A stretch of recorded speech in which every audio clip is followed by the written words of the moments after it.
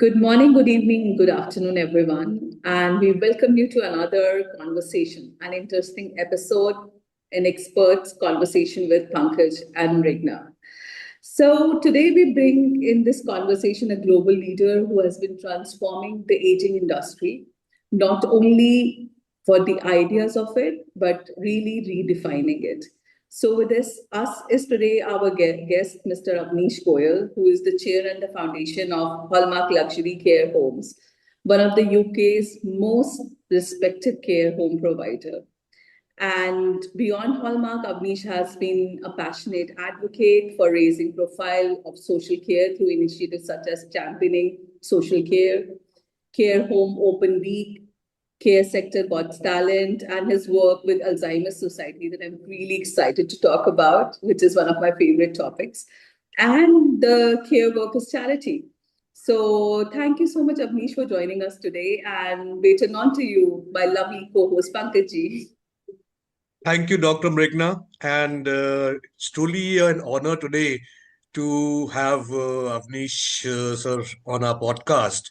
Not because of from the international perspective, but from the kind of work which he has done in the care sector and is continuing to do along with his wife, Anita Goyal. I'm very proud to say Avnish has been given the CBE award by the late Queen, and his wife, if I'm not mistaken, she's also an OBE by the MB. British Empire. So it's a matter of great pride for people like us in India who look up to individuals and organizations who are taking the care sector as well as the entire socio-economic movement in terms of the international standards. So, Avnish, thank you very much, sir, for coming on to the podcast. And I've been a great follower of your work and very proud to say that, yes, today we have you on our podcast. Welcome on to the show, sir. Pankaj, thank you for having me. It's So, going on to our first question, Avnish, that I was wondering while I was reading about you, that your professional journey is very fascinating. You started your career as a chartered accountant, and today you've built one of UK's most admired care home system. So, can you take us through this journey? What inspired you, and what helped you to reach where Hallmark is today? Uh, Thank you for that. But I think it's like for a lot of people in their careers, this was an accidental and like adventure into care homes. It started really for me. My parents wanted me to become a doctor, as often happened with Indian parents. They had those aspirations. I didn't get into medicine, so I decided to become an accountant instead, because someone told me that if you become an accountant, you can do anything you like. And I think they kind of bore that out to be quite true, actually. So after doing my chartered accountancy with one of the big five accountancy firms, I decided to join the family business and do uh, real estate for a number of years. And then the driver for me really was I wanted to. My uncle had always said, "It's not what you have in life; it's who you become." And I've said this many times. I always mention this in any of my public speaking conversations, and I think it's central to everything that I do. It's not our possessions, it's not the things that we have, but it's who we become as human beings. And we were doing very well in the property business, but I wasn't growing and developing the way I wanted to. And I thought if I got into the care system, bought our first care home nearly 30 years ago now, that would make me grow because I didn't have any experience, but I knew that the act of looking after older people and then having all this the staff as we then call them, we call them team members now, would really push me beyond my current comfort zone. And so 29 years ago, we decided to buy our first care home in South Wales. And it's been an incredible journey ever since of learning, of discovery, and creating big audacious goals, which is something that I've got good at, is not being afraid to have big goals. Very interesting indeed, and indeed very inspiring as well, to be very honest, because at times we, I think, all reflect on what really makes us happy and what really gives us that fulfillment. And I feel care industry is one of those unique industries in which there is a very beautiful return on what you invest in, not only in terms of finances, but more in terms of your emotional investments. So that's very good to Absolutely. hear. Yeah, and it's become an expression of who I am, and my values are ingrained within the business itself. And over 25 years ago, I had an opportunity to do a lot of personal development workshops through Landmark Education, which is an international organization, as well as an international, a very famous public speaker called Tony Robbins, who you may have heard of. He's very powerful, 6'7" figurehead, really. And I was on a seminar with him in Fiji. It was all about business. It was called Life and Enterprise Management. And in that seminar, we were asked to, if we couldn't fail, what would we create as our goals? Goals that would call on us to become bigger than who we are currently, goals that would become lifelong mission, and something that would fulfill us. So then I created 3 goals, because he said, just make them like enormous. So I said I wanted to be the best care provider in the UK. I wanted to be the biggest, and I wanted to transform social care in the UK, because the reputation of social care isn't where I'd like it to be. And I knew that what we were doing was very different to the public perception of care homes, because still in the UK and probably other places, people think that care homes are not places where older people can flourish and thrive, whereas the work we've been doing is encouraging that's where people do flourish and thrive, older people, but also we've been encouraging others to raise their standards too. So that's what the last 2.5 decades has been, in pursuit of excellence, in pursuit of sharing that excellence with others, and driving the whole industry forward as well. That's really amazing to actually understand what you had planned for, and a lot of things been which has actually come into reality. Because when you talked about your goals, I think all 3 of your goals you have somewhat managed to make it happen. So I think that is something which is very, very encouraging to see, and also shows a roadmap for other operators and other individuals, that yes, there is a lot of opportunity if quality service is given with passion and with commitment. There is a scope for growth for everyone, I think. So that's beautifully said. So, sir, since you wear so many multiple hats, and from being the ambassador for Alzheimer's Society, co-founder of the Care Sector Fundraising Ball, member of the Board of Advisors, International Documentary Center, you Care Workers Charity, and obviously besides your Hallmark and the Santhem residency. What exactly drives you from inside about this particular sector? What is it that you really strongly believe in, that the care element as well as the service element and the viable uh, financial viability of the entire thing, the entire industry, as well as your particular model? What is it that drives you in terms of the business aspect as well as from your personal aspect? Pankaj, that's a really good question. I think what drives me is being the best I can be, and being a role model for others, sharing my knowledge, sharing my ideas, taking people with me.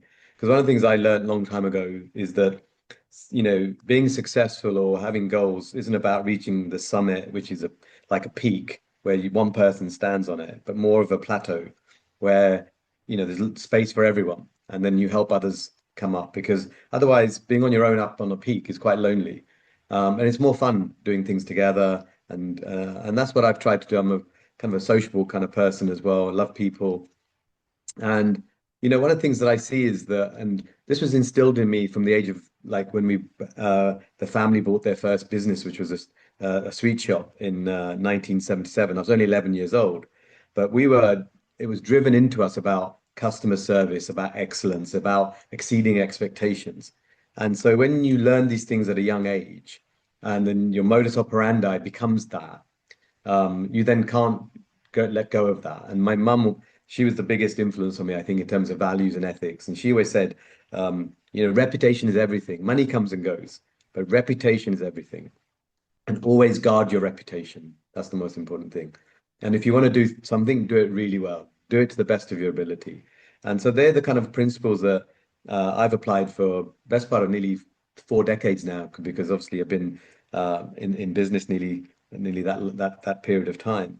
And what I found is it's really satisfying. I really find it bewildering why so many businesses cut corners. They try to provide a shoddy service.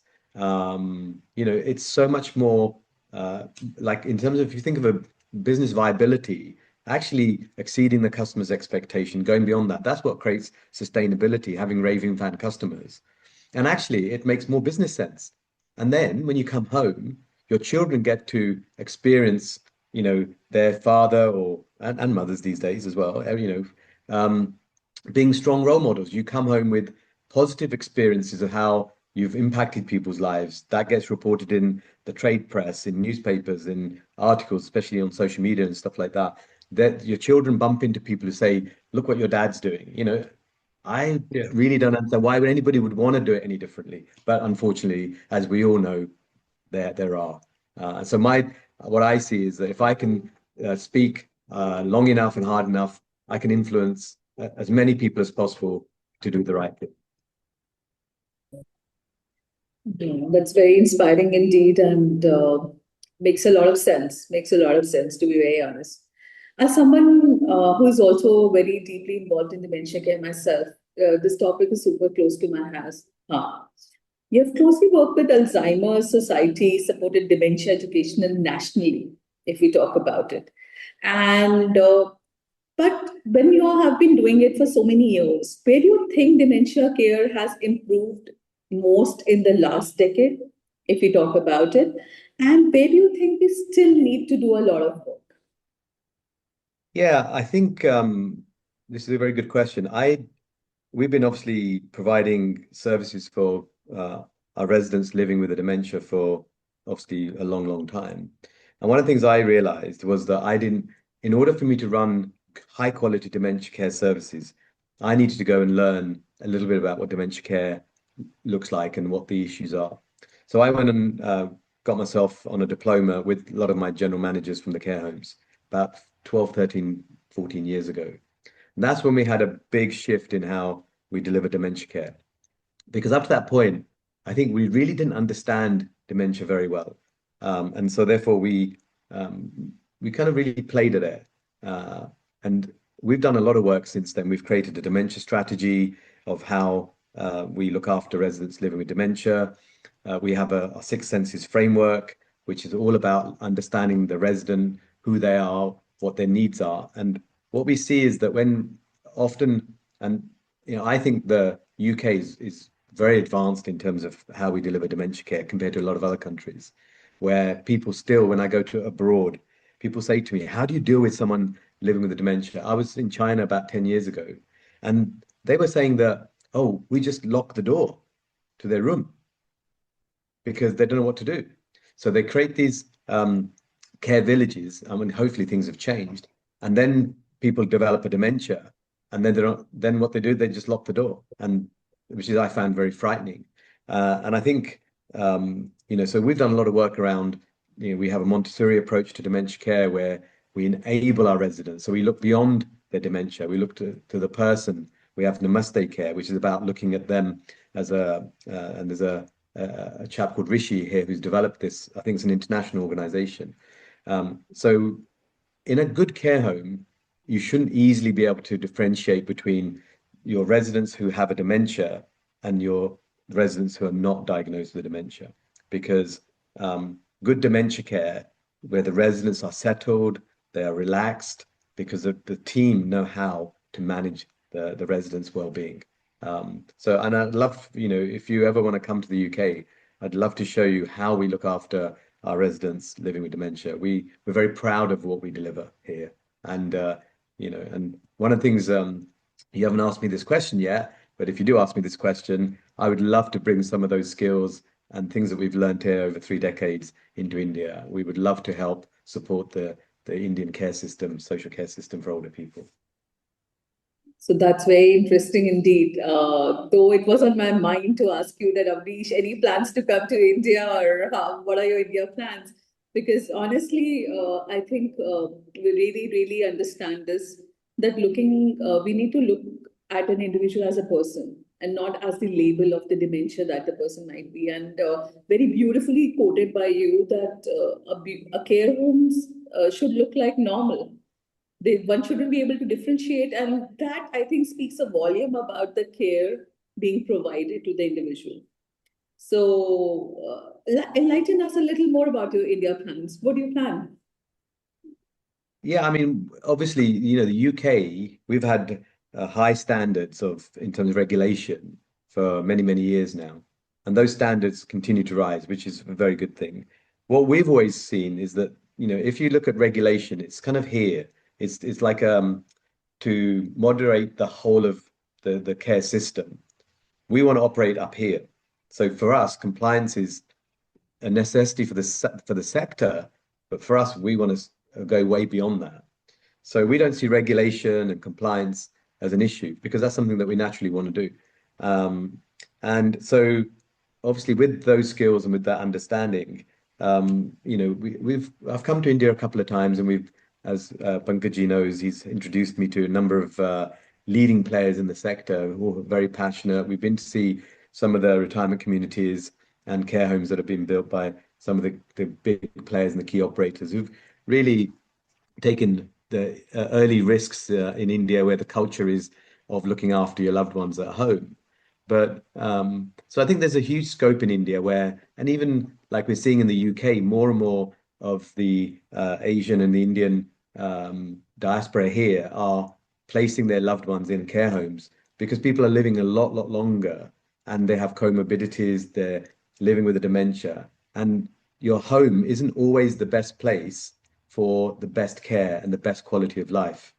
We're seeing that residents thrive often far better in a care home. They have more companionship, they have more support, more things to do. They have people supporting their medical needs, making sure they're taking their medications.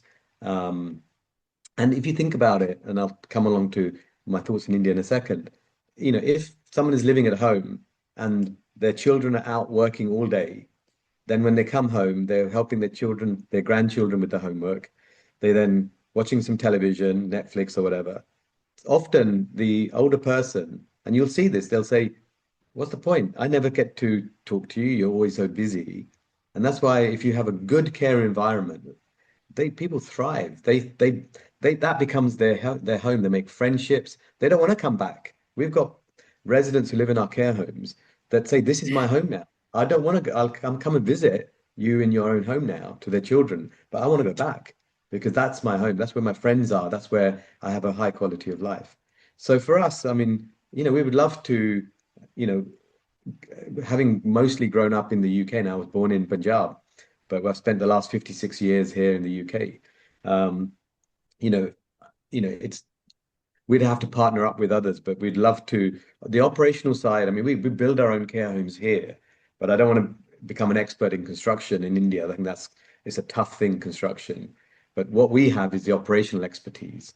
We have the ability to provide very, very high quality services to residents and really create powerful outcomes and, better well-being where residents thrive and live longer, and not just live longer, but live healthily and more happier for longer as well, with a better quality of life. And that's very, very important. It's not just about extending their lifespan.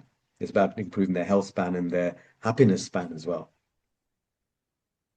So well said. Because when you spoke about the standards of UK, my first experience with UK standards was when I joined HelpAge India, and we had partnered with the MHA of UK. That time it was Methodist Housing Association. Yeah. And they had given us the knowledge sharing documents, and I was surprised to really see the kind of detailing which went in for all these standards, whether it was the scale standards or whether it was giving a bed bath to a person or whether it was planning the architecture. So that time the CEO, the group CEO was Roger Davis. I don't know if you ever got a chance to I meet know him. him. I know him. Oh, Yeah. yeah, yeah. So he has come to my house twice and we got along Oh, very wow. well. Yeah, yeah, yeah, yeah. He was like, I took him for Delhi Darshan and we really got along very well. So there was a lot of knowledge which I realized that time itself that yes, this sector has already got in the developed nations. They are definitely going through their own learning curves. But India, as such, somehow lacked that kind of development because we were still stuck with that Vrid ashram and the old age home mindset. And in the past 10 years, in my opinion, I think there's a lot which has been changing because of international exposure and global voices and experts like you who have been showing the way forward in terms of how the industry should grow not only in the UK but even for the developing countries and other things. So coming from the Indian background to a certain extent, I would say, like you said, you came from Punjab, and your parents obviously came from that area, and you grew up. So you've seen the Indian culture as well as the development of the developed nations. How do you foresee India actually developing in this particular segment? Are we on the same trajectory as what UK has gone through? Or we are going on to a different trajectory only because a lot of things, like whether it was the law or the acts or a lot of the systems are UK based. If you really look at it, India has adopted a lot of UK systems, but somehow when it comes down to social care, we have not really picked up the best of it. So how do you foresee India where it would be when it comes to at least in the elderly care space? Sure.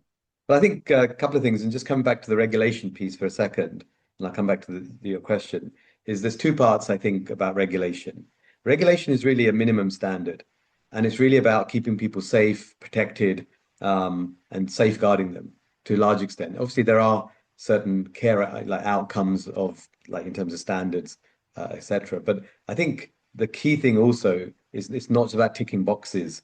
This is about passionate, committed, dedicated operators who are not just coming in because they see this as a financial like cash cow or a sector that's just lucrative because the demand is continuing to grow. Of course, that's one aspect of it, but they've got to come in with the right attitude.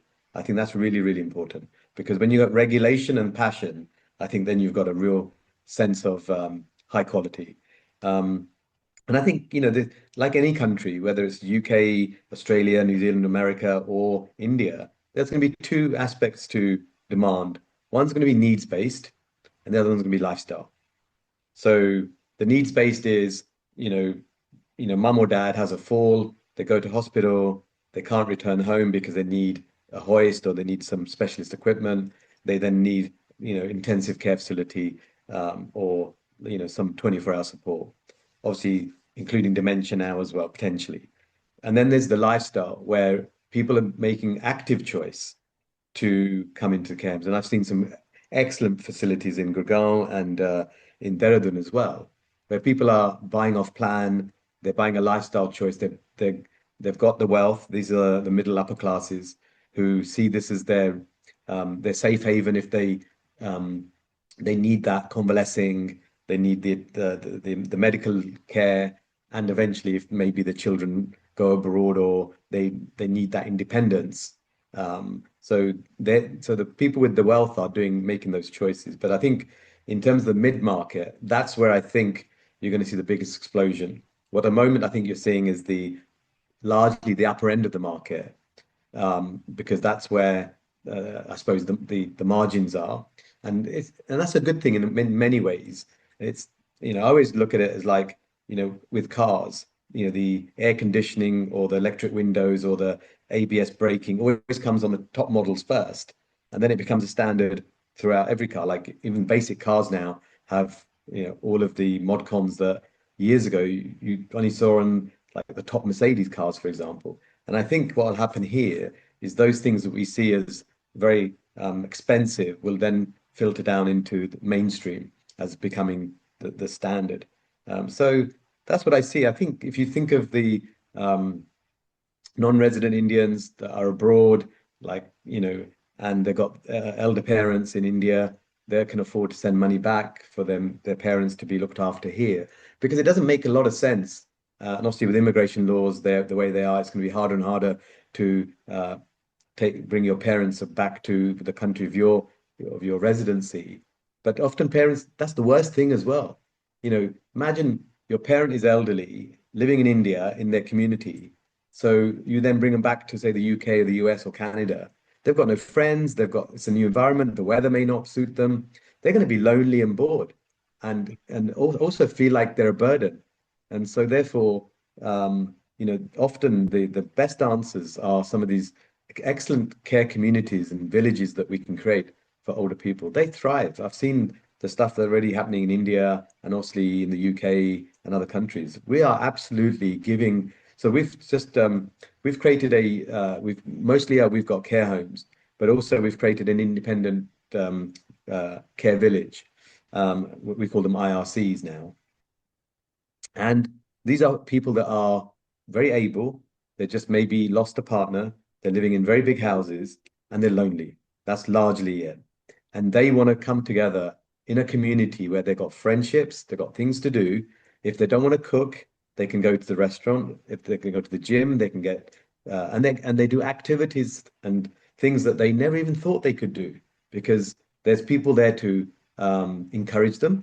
They've got friendships with people who are saying, come on, let's go and play bridge, or let's do a jigsaw puzzle even, or let's go in the gym, or let's go for a walk, or a plethora of other things, hobbies and things that they then develop in later life that really give them a desire to live.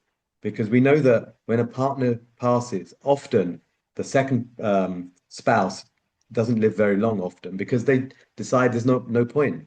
Whereas what we've seen is that people come into our communities and they say, oh my gosh, I've got a reason to live.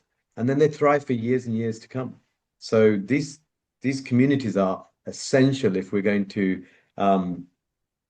really support our elders of the future. Just an extension from this question before Mrigna, you can ask the next question. See, what is happening, Avnish sir, is a lot of these developers are getting into this particular market. And of late, I've been seeing 11 crores, 12 crores kind of projects coming in, which is like almost $1 million plus retirement communities. And these are the same developers whom we had approached around 15 years back, and they said, no, we don't want to get into senior living because that is not a target segment. And you won't believe, I would have personally met around some 100 odd top developers of the country. And that time, at least 12 to 15 years back, senior living was not on their radar. Suddenly, it is being seen as a market, as a separate vertical, which can be either integrated or an independent project, some of which you have seen. What would you tell them that it's okay to make a brilliant housing complex, but if the care service is not your core element, then what do you do with that accessibility standards and the ramps and other things? So, what would be Yeah, your tip to them? yeah, I totally agree. I think we're seeing that, like I said, in China, we're seeing that in the UK, and hope that India learns the lessons from these countries where the house builders, the property developers get into this segment of the market without understanding it. And then two things happen. One is the design is faulty because they don't understand, like you said, about level access, this, wheelchair use, where things need to be positioned, doorway widths, all the things that you need to understand when you're dealing with this resident group who are in their 70s, 80s, 90s, and even their hundreds. We actually have the oldest person in the world living with us. She's 117. Her name is Ethel Caterham, and she's going to be celebrating her 118th birthday next month. And the King came to see her a few months ago to celebrate with her, obviously being the oldest living human being in the world. So that was an aside, but so my advice to the developers is that make sure you get your design right. So partner up with somebody like an operator who understands the resident group, the client group. And then the second thing is that what the care facility, the retirement community will start as will not be where it will be in 3, 5, 10 years' time. Because as people age, their requirements will change. They will require much more support. They'll need assistance with meal times, with incontinence. They'll require different styles of activities and engagement. And then obviously and nursing needs as well. So as they get more requirement for nursing, then you require specialist nurses. And then obviously with dementia, you need specialisms in dementia care. This is a very, very different like resident group, and it requires very specialist skills to do it very well. Otherwise, what will happen is you'll cause huge distress to the resident. You'll make them, you'll challenge them to have behaviors that is not them, it's us. We are not understanding their needs because they can't communicate, and we're frustrating them. And then they'll lash out, they will shout, and then we blame them. We then medicate them, or we then lock them up, which is totally incorrect. And therefore, we must understand and learn what their needs are, which is very different. And those skills, they take time to learn. And this is the bit that we've spent the last 15 years really not perfecting, because I don't think there's such thing as perfection, but definitely getting to be experts in. So hope that helps. Yeah, it's very helpful, Avnish. Let me tell you something that I found very astonishing, to be very honest, while talking to you. We have spoken to a lot of people. This is the season 2 we are doing at this point in time. And in season 1, we interviewed about 21, 22 people. And season 2 also, we have interviewed a lot of people, like to say the least. And you are the first individual who has said that regulations are welcomed. They are meant to keep people safe. Because I always, whenever we talk about regulations to any of our guests or any of the individuals I know personally as well, in various countries across the globe, I always see them complaining that they're very hard to fulfill, that we aren't able to, and it's, that we are struggling because of that. And you are the first person, honestly, to tell me that, regulations are to make the place safer. They are meant to be. And welcoming them, adding the passion and the zest to it to make the care better. And I love that perspective, to be very honest, to begin with. So today's time, I feel a lot of young professionals, healthcare entrepreneurs, watch this series. And if somebody wants to establish, let's say, a world-class care home organization today, what would your advice to them?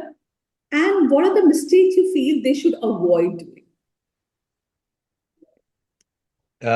Yeah, good question. I was going to say something about regulation as well. I think, regulation is important because in any industry, any sector, you'll have the wrong people coming in for the wrong reasons.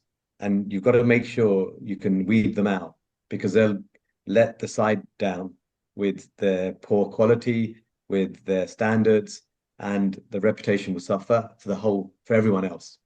Okay, so that's why you want regulation. And for us, we've seen that in the UK. We've seen in the UK operators complaining and struggling. We probably did many, many, many years ago. We probably were one of them, like, oh, regulation.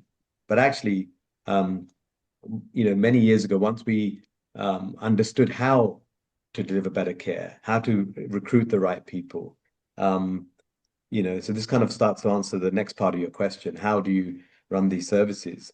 First of all, you've got to have your what. I always say, know your what and your why. What is it you want to do, and why do you want to do it? Then the how comes, right? You can't have it's like the cart before the horse. The how only comes once you know what you want and why you want it. And so if you want to deliver high quality care services, yeah, and you want to do it because that's the kind of reputation that you want, that's who you stand for, these are your own personal values, they're your family values, then you can look at the how, right? Like for example, what kind of quality of environment that you want to create? What standards of room sizes and corridors and the equipment that you want to put in, and the decor and the furnishings and the lighting and the comfort that you want to create. And then it's about the staff, the team. Like, how do you recruit the right people who care? How are you going to make the environment good for them? How are you going to pay them the right wage so that they will deliver a good service? How do you have the right leaders to manage them? How do you be the role model to manage your senior leadership team, right? How do you put the monitoring systems in place, the compliance tools, the governance systems? So, and then how do you create the culture, which is that this is how you do things around here, and you do it correctly? And how do you make sure that those who don't follow those rules, that you have a way of weeding them out? There's an ability to whistleblow. There's an ability for people who see poor practice to call those people out, and for there to be punitive action against those people. Because once people realize that poor care will not be tolerated in this service, in this establishment, right, you then create a powerful culture. And a lot of this will come to recruitment as well, you know, and then having operating standards that say this is how you do things. And, you know, and then training is very, very important. You've got to train people, because people don't naturally understand this, you know, how to care for people. We do a lot of training in our organization. Brilliant. I'm sure a lot of our listeners, especially from the industry, who have been following you and been following Mrigna and K Plus, will benefit from this kind of insight. Because one of the most common feedback which I get from staff is who are leaving the sector or leaving the company is, oh, they have done a good job, but they really don't care about the residents. And I'm talking of very senior doctors and everything. So probably the cause factor is very important to be attached in this particular thing, because you're dealing with lives, and it's not a hospital setting where it is a ICU. You're talking of individual interactions and person-centered well-being and all those safeguarding things, etc. So from my side, the last question would be, uh, from the international perspective, what do you think India would take leadership in, whether it is going to be care homes or home care? Care homes, I mean retirement homes also included in that. So whether it's going to be at home care or or a sheltered housing kind of. I think, again, another good question. All of it is the answer. You need a continuum of care, because home care is appropriate for some people, and then care homes and sheltered accommodation or retirement housing is appropriate for others. Because, you know, home care is fine if it's in the early days, the early stages of a little bit of interaction, a little bit of support. But as the resident, as the person, the older person, continues to age, there does come a point often where they need that intensive care, they need the equipment, they need the facilities. But also the biggest thing is loneliness and social isolation. You can't, in home care, you can't get that. If someone's living on their own, or their family's out all day, and then, you know, they've got very little social interaction, home care doesn't give you that. You know, somebody coming in for, you know, in the UK, it's like 1 or 2 hours a day maximum, if you're lucky.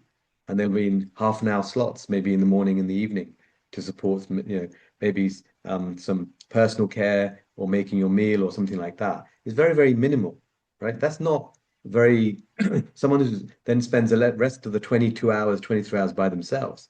That's a very lonely existence. So you need all of it.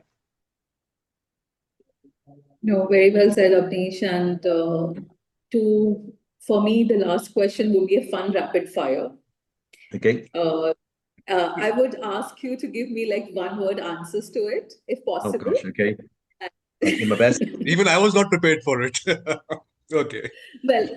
Well, some things are surprises. Okay, so I would ask you, like, it'll be a simple rapid fire. I'll be asking you some questions. If you can give me one-word answers, and let's go then, shall we? Okay, this is a bit naughty because you didn't tell me this, but yeah, come on, let's go for it. I'll do my best. All right. Tea or coffee? Oh gosh, this is different. Coffee. Okay. Early bird or a night owl? Night owl. Okay. One leadership book you think everybody should read? There's many, but 7 Habits of Highly Effective People was the first book I read on leadership. Oh, and How to Win Friends and Influence People. They were the first 2 books I read. Wonderful. but there's many now. One habit that you will never compromise on. Integrity. A leader you really admire. Tony Robbins. One word that defines great care. Compassion. And one innovation that will transform our elder care industry. One word. One innovation that will transform our elder care industry. Well, I was going to say regulation, probably, because once you set a framework, then you know what you're operating to. Then everyone knows this is the standard, and then you get it was a rapid fire. That's the first word that came to my mind. I think you need. Thank you when you're so looking much, after people, you need that. For being a great sport and taking this beautiful conversation. It's been really inspiring for both me and Pankaj, to be very honest. Not only understanding from where you come from or what great care looks like. I mean, both understanding this perspective has been wonderful for us. So, Avnish, thank you so much for sharing your incredible journey, your wisdom, your vision for the future of elder care. Your work is inspiring not only because the organization you have built, but I feel also because of the positive impact you have created in the entire care sector. So thank you so much for that. Great. No, thank you. Thanks for having me, and I hope this has been useful for you guys and also for your viewers and listeners.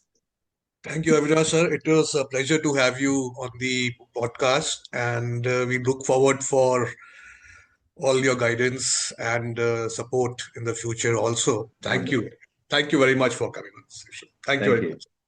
Great. Thank you. Thank you. Bye-bye.